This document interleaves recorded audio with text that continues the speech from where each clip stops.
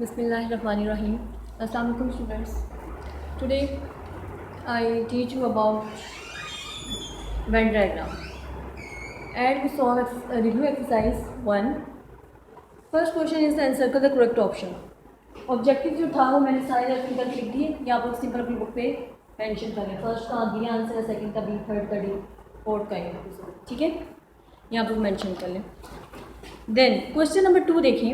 Represent the following set through Venn diagram. अब आपने question number 2 है वेन डायग्राम. उसमें भी मैंने आपको समझाया था, लेकिन रिव्यू के क्वेश्चन आपको दोबारा एक बार बता दूँ ताकि आपको ज़्यादा क्लियर हो जाए Venn diagram. Question number 2 part 1. Represent the following sets through Venn diagram. Universal set भी गिवन है. सेट ए हमारे पास क्या, multiple of 3 less than 50. Multiples of 3 mean 3 का टेबल आपने लिखना है 50 से लेस कम.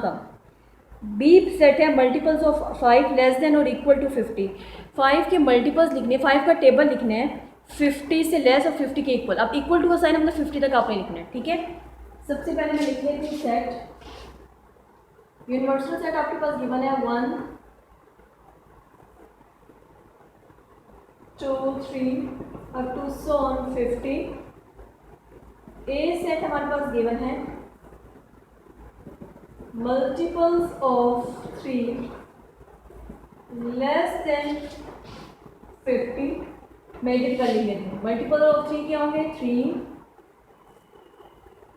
अब उन्होंने क्या है मल्टीपल्स ऑफ 3 लिखने, लेकिन कहाँ से, लेस देन 50. अब उन्होंने इक्वल टू 3 भी नहीं लिखा हुआ, तो मतलब 3 भी हम इंक्लूड नहीं करेंगे.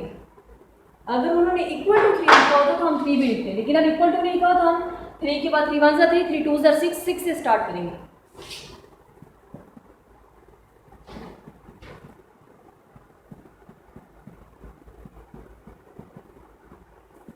फिफ्टी से लेस लिखने. ठीक है, 50 इक्वल नहीं लिखा हुआ, बस 50 से लेस जो नंबर आएगा वो बस लिख लेगा. 3 के टेबल को बस पढ़ते जाएं और लिखते जाएं. ठीक है, 48 तक आएगा और उसके बाद 51 आ जाएगा और 50 से ग्रेटर हो जाएगा तो इस वजह से वो नहीं लिखेंगे. ठीक है, बी सेट है हमारे पास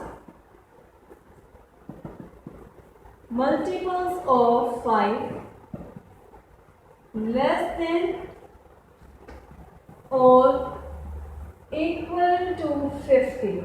अब आपने बी में क्या लिखना है, मल्टीपल्स ऑफ 5 लिखने हैं. 5 नहीं लिखना है क्योंकि 5 के साथ इक्वल का वो नहीं लिखा हुआ है. 5 के नंबर मल्टीपल लिखने हैं लेस देन और इक्वल टू 50. 50 भी लिखना है और उससे लेस नंबर लिखना है. ठीक है, इसको भी हम लिख देते हैं मल्टीपल्स ऑफ 5 10 15 20 25 30 35. ठीक है, ये मैंने लिखा. अब वेन डायग्राम बनाना. वेन डायग्राम में सबसे पहले मैंने आपको क्या कहा था, आप एक रेक्टेंगल शेप बनाएंगे. This show your universal set which is this. फिर हम इधर लिख देते हैं ये यूनिवर्सल सेट है हमारे पास. अब आप पहले देखें ए और बी में कोई चीज़ कॉमन नजर आ रही है, आपको सेम चीज़ लग रही है, कोई चीज़ सेम लग रही है तो बताएंगे. एक 15 कॉमन है दोनों में, टिक कर लें उसको. और कौन सा नंबर कॉमन है देखिए 45 30 और मुझे कोई नहीं लग रहा. ठीक है, पहले अब देखिए इसमें कुछ ना कुछ कॉमन है. जब कॉमन होगा तो ये कौन सा वाला बनेगा, ओवरलैपिंग वाला. ये अगर ए है और ये वाला कौन सा होगा बी, तो इसकी शेप कौन सी वाली मैंने बनाई है, ओवरलैपिंग वाली, क्योंकि इसमें कुछ ना कुछ सेम आ रहा है. अब जो सेम चीज़ें होंगी वो मैं इसके अंदर लिखूंगी 15 30 45. सेम चीज़ें अंदर लिख दी, बाकी एलिमेंट्स उनके इधर ही लिख दिए. बेशक आप बेशक लिख दें या ना भी लिखिए, कोई फर्क नहीं पड़ता. अब एक ही रिमेनिंग एलिमेंट्स कौन से हैं 6 9 12 18 21 24 27 इस तरह लिख दिया. मतलब जो सेम चीज़ें थी वो वाले नहीं लिखी, वो हमने मिड में लिख दिया दोनों के सेम, बाकी सारे लिख दी. इसी तरह बी के जो रिमेनिंग बचे हैं 10 20 25 35 40 अप टू 100. ठीक है, पहले मैंने चेक कर ली कि कुछ सेम है. जब सेम है तो मैंने ओवरलैपिंग वाला वो बनाया. ठीक है, जो सेम चीज़ें वो बीच में रख दी और बाकी एलिमेंट्स उनके अपनी जगह लिख दिए. ये एलिमेंट्स आप लिखें या ना लिखें तो फिर कोई फर्क नहीं पड़ता, बस जो सेम चीज़ है वो फिर लिख देंगे. ठीक है, ये तो था question number 1।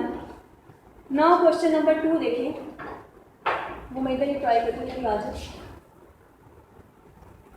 Question number 2, universal set is 1 2 3 up to zone 40 and A set is 1 2 3 up to zone 20, 21 22 23 up to zone 40। अब सबसे पहले आप देखिए ए और बी में कुछ कॉमन आ रहा है? नहीं आ रहा।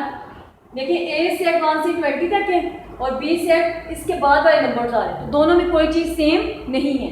तो इसका हम कैसे बनाएंगे? सबसे पहले रेक्टेंगल ड्रॉ किया, ये आपका यूनिवर्सल सेट है, कुछ भी सेम नहीं है। जब कुछ भी सेम नहीं होता तो हम लोग डिसजॉइंट वाला बनाते हैं। कौन सा बनाते हैं? डिसजॉइंट। ये ए हो जाएगा और ये बी, तो दोनों में कुछ भी सेम नहीं है, दोनों के अपने अपने एलिमेंट्स हैं। इधर एक ही एलिमेंट्स लिख लें, इस तरह बस लिख लें सारे, ठीक है।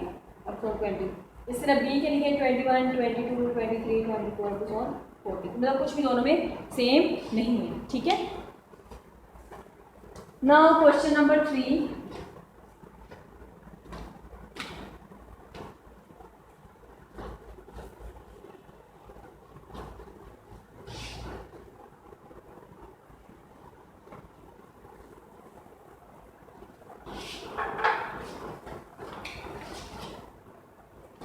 Question number 3, universal set is 0 1 2 up to zone 10 and A set is 0 2 4 6 8 and B set is 1 2 3 4 6 7 9।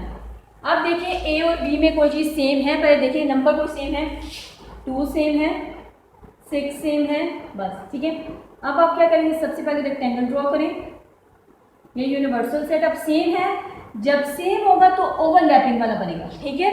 ये आपके पास ए हो जाएगा, ये बी हो जाएगा, जो सेम नंबर है वो अंदर लिख दें। 4 भी सेम है दोनों, 2 4 6। अब रिमेनिंग जो ए के रह गए 0 8 और इसका रह गया 1 3 7 9, ठीक है। अब है क्वेश्चन नंबर 4,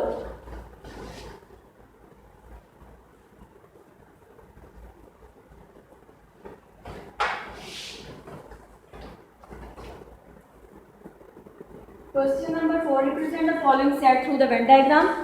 ए बी और यूनिवर्सल सेट सब गिवन है, ठीक है। यूनिवर्सल सेट है हमारे पास 0 1 2 3 अप टू जोन 50। ए सेट है आपके पास 0 2 4 6 8 अप टू जोन 48। इसी तरह बी सेट आपके पास गिवन है 2 3 5 7 11 13 अप टू जोन 47। सबसे पहले आप देखें ए और बी में कोई चीज़ कॉमन है? सेम है, 2 सेम है और कुछ भी सेम नहीं है। तो सबसे पहले आप लोग क्या ड्रॉ करेंगे? Rectangle universal set. अब इसमें सेम है, अब इसमें सेम नंबर है, तो ये कौन सा वाला बनेगा? ओवरलैपिंग वाला। कौन सा वाला बनेगा? ओवरलैपिंग। ये ए हो जाएगा, ये बी, और दोनों में सेम नंबर क्या है? 2, ठीक है। वो मिड में लिख दिया, बाकी सब लिख दिया। ए के डालेंगे 0 4 6 8 अप टू जोन 48। इसी तरह बी के रह जाएंगे 3 5 7 11 अप टू जोन 47, ठीक है।